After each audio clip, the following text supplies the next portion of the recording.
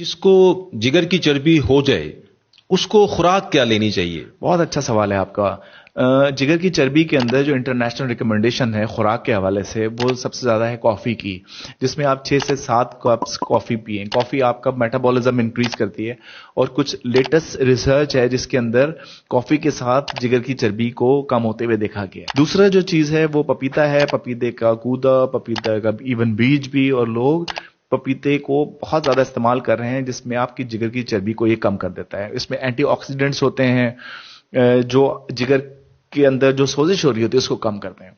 फिर तीसरी चीज है हमारी ग्रीन टी। ग्रीन टी ये नहीं है सिर्फ कि हमने रात को सारा कुछ बली में खा के और वो उसके बाद आपने पीनी है कि वो आपको डिटॉक्सिफाई करनी है। आपने ग्रीन टी रेगुलर अपने जिस्म का हिस्सा बनानी है, जिसमें कुछ कैटेचिस होते हैं जिसमें आपके जिस्म जिगर के अंदर से चर्बी निकालने में, और एंटीऑक्सीडेंट्स होते हैं जो मदद करती हैं। सर एक दिन में कम से कम कितने कप आपको ग्रीन टी के लेने चाहिए? पी सकते हैं 1 से 2 कप, इससे ज्यादा क्या पिएंगे। सर ग्रीन टी में कैलोरीज होती है? ग्रीन टी के अंदर अगर मीठा डाल लेंगे तो फिर उसका फायदा नहीं है। You need to be avoiding that thing, और आपने उसमें बहुत मीठा बिल्कुल ना डालें। बाकी आर्टिफिशियल स्वीटनर्स वगैरह वो अगर आप डालना चाहते हैं तो वो आप ले सकते हैं। बीट जूस, जिसको हम चुकंदर का जूस भी कहते हैं, ये बहुत अमेजिंग चीज है जिसमें फाइबर होता है, एंटीऑक्सीडेंट्स होते हैं, आयरन होता है, विटामिन B6 होता है। मैं इसको अपनी क्लिनिक में लोगों को खून की कमी का जो शिकार होते हैं उनके लिए भी यूज करता हूं, और उनको कहता हूं कि आप अगर बीट रूट का जूस, जो चुकंदर का जूस है, वो उसको ग्राइंड करें चुकंदर को, और उसका 1 आउंस रोजाना लेना शुरू करें। फिर एक हफ्ता 1 आउंस लें, फिर दूसरे हफ्ते 2 आउंस कर दें, तीसरे हफ्ते 3 आउंस। इस तरीके से आप 8-9 आउंस तक पहुंच सकते हैं दिन में, क्योंकि एक दफा ही अगर 8-9 आउंस से शुरू करेंगे तो फिर आपको मसाइल शुरू होंगे। कुछ चीज नई आदत होती है जिस्म को, वो डिफिकल्ट होता है। लेकिन अगर आप ये चुकंदर का जूस पीना शुरू करेंगे, इसके साथ में आपके आयरन की कमी और दूसरी कमियां भी दूर होंगी और आपके प्रॉब्लम्स ठीक हो जाएंगे। फिर हल्दी का इस्तेमाल है। हल्दी बहुत अच्छी पेन भी थेरेपी भी है, जिसमें हम दूध के साथ गर्म करके उसके अंदर काली मिर्च डालते हैं, जिसके साथ जब वो गर्म होके उसमें एक खास एलिमेंट होता है जिसको हम क्यूकरमिन कहते हैं। काली मिर्च के बगैर हल्दी नहीं खाना। काली मिर्च अगर डल गई हल्दी को, वो एक्टिवेट कर देती है, और उसके साथ में जिस्म के दर्द, हड्डियों के दर्द, कमर के दर्द, इवन हल्दी जो है वो हमारे जो आईबीडी के पेशेंट्स होते हैं, जो अल्सरेटिव कोलाइटिस के पेशेंट्स होते हैं, उनके अंदर भी बहुत कारीगर है, उसमें रिसर्च है। इसी तरीके से जिगर की चर्बी के लिए भी बहुत अच्छा कारीगर चीज है जिसमें आप इसको इस्तेमाल कर सकते हैं।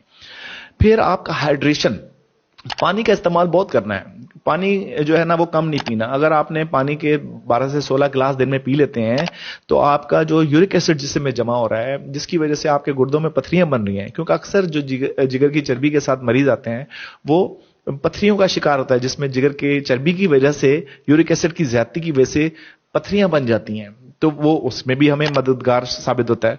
फिर ग्रीन वेजिटेबल्स का इस्तेमाल, हरी सब्जियां, ताजी सब्जियां, पालक, साग, ये बहुत अच्छा है। ये आपको इसको बिल्कुल इस्तेमाल करनी चाहिए।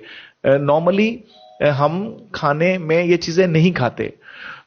फिर आपने अवॉइड करना है जंक फूड को, कि जितने भी जंक फूड होते हैं ये आप अवॉइड करें। आप उसमें आपका क्या होता है कि आपके burgers, I don't want to take names, लेकिन जुबैर एक मैं इंटरेस्टिंग बात यहां पे करना चाहता हूं। मेरी फैमिली में मेरे फादर ने, he was a great man, वो बहुत अच्छी बात करते थे। जब हम कहते थे घर में आज क्या पक्का है, तो वो कहते थे खाना पक्का है तो खाना है।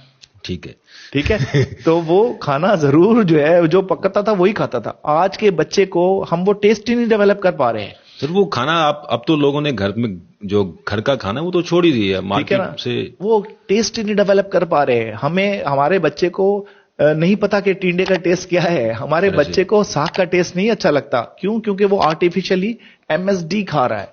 वो जो मुख्तलिफ ब्रांड्स की बर्गर्स खा रहा है, मुख्तलिफ चीजें खा रहा है, पिज्जा, शवारमास खा रहा है।